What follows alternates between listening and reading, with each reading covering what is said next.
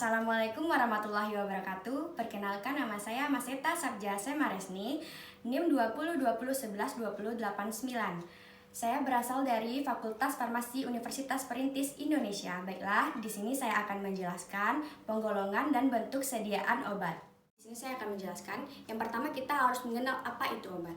Menurut Undang-Undang Republik Indonesia tentang Kesehatan Nomor 36 Tahun 2009, obat adalah bahan atau paduan bahan termasuk produk biologi yang digunakan untuk mempengaruhi atau menyelidiki sistem fisiologi atau keadaan patologi dalam rangka menetapkan diagnosis, pencegahan, penyembuhan, pemulihan, peningkatan kesehatan, dan kontrasepsi untuk manusia.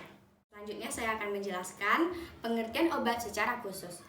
Pengertian obat secara khusus terbagi atas 5. Yang pertama, obat jadi.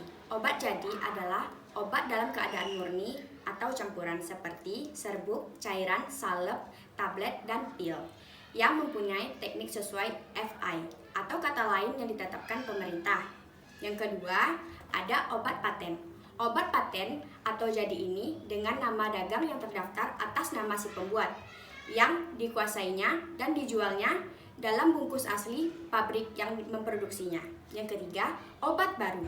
Obat baru adalah obat yang terdiri atas berisi zat baik sebagai bagian yang berkhasiat ataupun yang tidak berkhasiat. Misalnya, lapisan, pengisi, pelarut, pembantu, atau komponen lain yang belum dikenal sehingga tidak diketahui khasiat dan kegunaannya.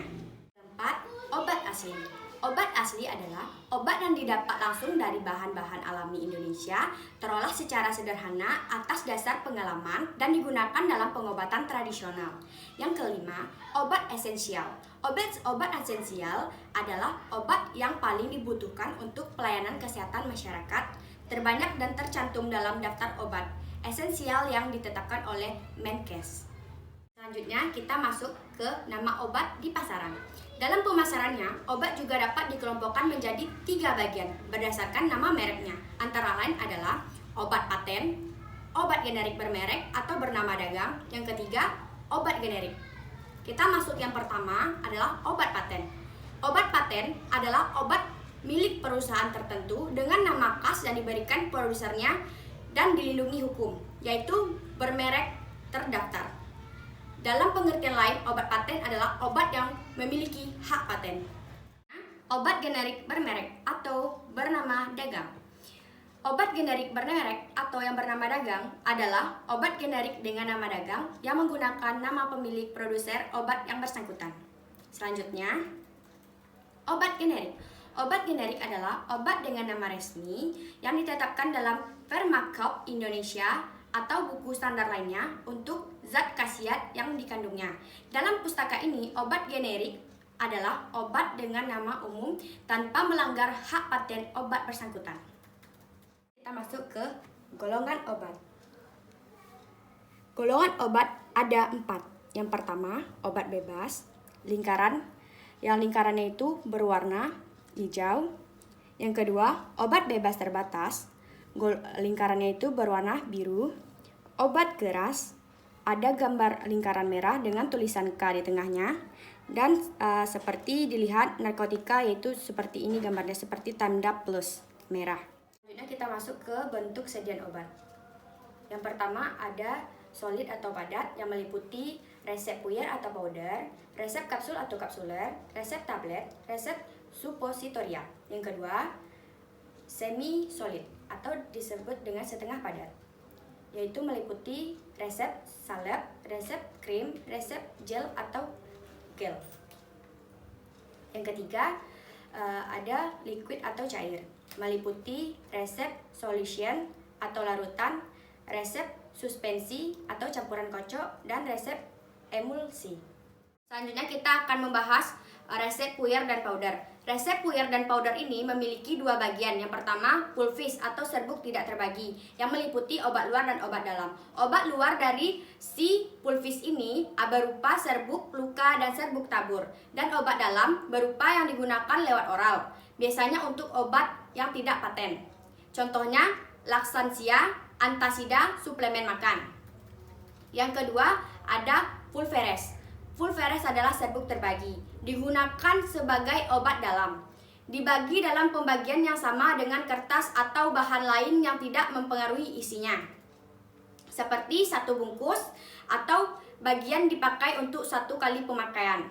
Isinya berupa tunggal, dapat merupakan campuran dari remedia cardinale atau obat kausatif, remedia adjuvantia, obat simptomatik, remedia corrigentia, obat pembantu, dan constituent vehiculum atau obat pembawa. Selanjutnya, puyer dan powder ini merupakan bentuk sediaan yang tertua. Puyer dan powder ini merupakan campuran yang kering. Beberapa keuntungan dari puyer dan powder adalah: yang pertama, stabil; yang kedua, dapat leluasa menakar dosis; yang ketiga, dapat leluasa mencampur berbagai macam obat; yang keempat, cocok untuk anak; yang kelima, murah; dan ada beberapa kerugian untuk pemakaian resep puyer dan powder. Yang pertama, ribet atau meraciknya lama. Yang kedua, yaitu mahal. Selanjutnya kita masuk ke pengertian kapsul dan kapsuler. Kapsul dan kapsuler ini sama seperti puyer, tetapi dimasukkan ke dalam kapsul. Ia menghilangkan rasa dan bau yang tidak enak dan dapat dibuat kapsul enterik atau pecah di dalam usus, yang mana dibagi menjadi kapsul keras yang dapat dipisah antara tutup dan badannya, dapat dibuat di apotek, dan kapsul lunak, tidak ada badan maupun tutup kapsul, tidak dapat dibuat di apotek. Selanjutnya, dapat diisi dengan bahan padat maupun cair, bukan air. Bahkan bahan kapsul dapat dibuat dari gelatin campur gliserin dan amilasiasin. Selanjutnya kita masuk ke resep suppositori atau sipotoria, yang mana bentuk sediaan obat ini padat yang penggunaannya dimasukkan ke dalam tubuh seperti vagina dan uretra. Yang mana pada obat ini dapat meleleh dan lunak atau pecah pada suhu tubuh. Dapat terdiri dari obat tunggal maupun campuran, yang mana dapat berinfeksi sistematik seperti asma, antipiretik, pelemas otot atau kejang, maupun lokal seperti trichomoniasis dan hemoroid. Obat ini digunakan bila: yang pertama, obat tidak dapat lewat mulut seperti mual, muntah, dan tidak sadar.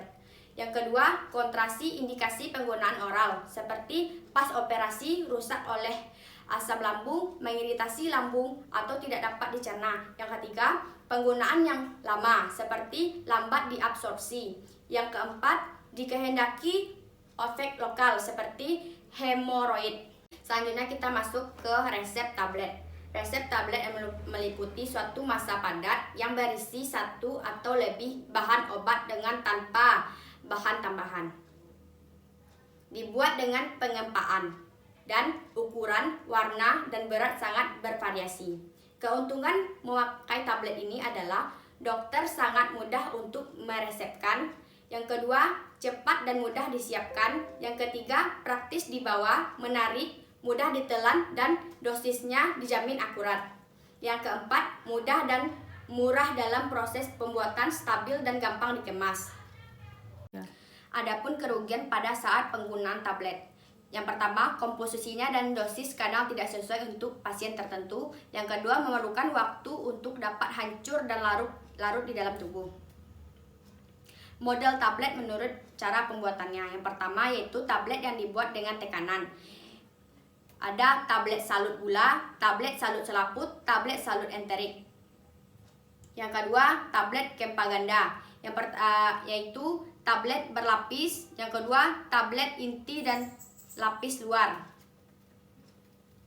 Yang ketiga, ada prolonged action tablet atau controlled release tablet, dibuat untuk pengobatan dengan periode tertentu. Dosis ganda yang diatur pelepasannya oleh obat melalui pelepasan. Dosis yang kedua disebut ditunda sebagai kondisi fisiologi yang memungkinkan. Yang kedua, pelepasan dosis kedua disebut sudah diproses dengan kesatuan waktu tertentu. Yang ketiga, pelepasan dosisnya diatur tidak terputus dalam waktu yang relatif panjang. Selanjutnya, tablet effervescens. Selain berisi bahan obat, juga ditambahkan NaHCO3 dan asam organik yang bila dimasukkan dalam air akan menghasilkan CO2. Diminum setelah tabletnya larut semua, tetapi larutan jenuh dengan CO2. Selanjutnya, vagina tablet atau compressed suprachate atau insert tablet yang dimasukkan lewat vagina dengan aplikator. Selanjutnya, lozenges tablet atau tablet hisap. Rasanya manis, odoros, padat, lambat larut untuk tujuan pengobatan lokal dan dapat pula berefeksi sistemis. Selanjutnya, buccal and sublingual tablet. Kecil, datar atau oval, diletakkan di mukosa pipi atau bukal atau di bawah lidah, langsung melarut dan diserap bila dikehendaki aksi yang cepat. Contoh tablet untuk angina pectoris. Selanjutnya, implant sustained resistance untuk penggunaan jangka panjang. Contoh obat KB. Selanjutnya, model tablet. Model tablet ini dispensing tablet, dapat dicampur atau diracik lagi menjadi serbuk atau cairan. Karena bila dapat bentuk cairan atau larutan dalam air tidak stabil, seperti umur kurang lebih 10 atau 15 hari, contoh katalin untuk katarak. Selanjutnya, hypodermic tablet. Tablet yang dirancang untuk obat suntik sekarang sudah tidak diproduksi karena tidak memenuhi syarat sebagai obat suntik. Selanjutnya kita membahas tentang resep liquid atau cair. Resep liquid atau cair ini dapat sebagai obat luar atau non-oral maupun obat dalam, seperti solution, sesuatu bentuk cairan yang mengandung bahan kimia terlarut tunggal maupun campuran. Siap diabsorpsi, mudah tercampur dengan cairan tubuh, seperti kurang stabil atau dibandingkan dengan bentuk padat, terasa, dan penggunaannya menggunakan alat tertentu dan harganya relatif lebih mahal. Selanjutnya adalah suspensi mixturae aginta. Bentuk sediaan cair yang mengandung satu atau lebih bahan kimia tidak terlarut, terdispensi atau tersebar dalam pembawaannya, biasanya ditambah pengental. Selanjutnya kita masuk ke dalam resep emulsi. Resep emulsi adalah suatu bentuk cairan yang mengandung bahan cair, dapat minyak atau lemak, yang dispersi dalam pembawaannya dan perlu ditambahkan emulgator atau emulsifying agent. Tipenya adalah air dalam minyak atau minyak di dalam air, tergantung komponen yang lebih banyak dan emulgatornya. Tujuan dibuat emulsi adalah untuk mengurangi rasa dan bau yang tidak enak, mempunyai aksi dan absorpsi lebih cepat dari minyaknya sendiri. Yang kedua atau yang selanjutnya kita membahas tentang resep gulatea atau tetes. Obat tetes ini adalah suatu obat bentuk cair yang penggunaannya dengan penetesan. Dosisnya dihitung dengan jumlah tetesan atau penggunaannya skala yang ada pada alat penetes, seperti mempunyai volume yang lebih kecil dari sirup dan lebih acceptable, dapat diterima oleh pasien bayi, dapat digunakan untuk obat luar maupun obat dalam. Selanjutnya kita masuk ke topik terakhir kita, yaitu obat suntik atau injection. Obat suntik dan injection ini adalah sediaan cair yang steril, dapat berupa larutan, suspensi atau serbuk yang dilarutkan atau disuspensikan terlebih dahulu maupun emulsi yang penggunaannya secara parenteral, disuntikkan dengan cara menembus atau merobek jaringan ke dalam atau melalui kulit atau selaput lendir yang mana terdiri dari wadah. Wadah ini sendiri mempunyai ampul untuk pemakaian tunggal, vial untuk penggunaan tunggal maupun ganda, dan penggunaan pelarut sendiri adalah dapat aquapro injection atau minyak atau pelarut cairan yang lain seperti air dan gliserin. Terima kasih. Baiklah, itulah hasil hasil presentasi saya. Semoga apa yang saya sampaikan bermanfaat bagi teman-teman semua. Dan jika teman-teman ingin lebih mengenal dunia farmasi, silahkan bergabung ke Fakultas Farmasi Universitas Perintis Indonesia.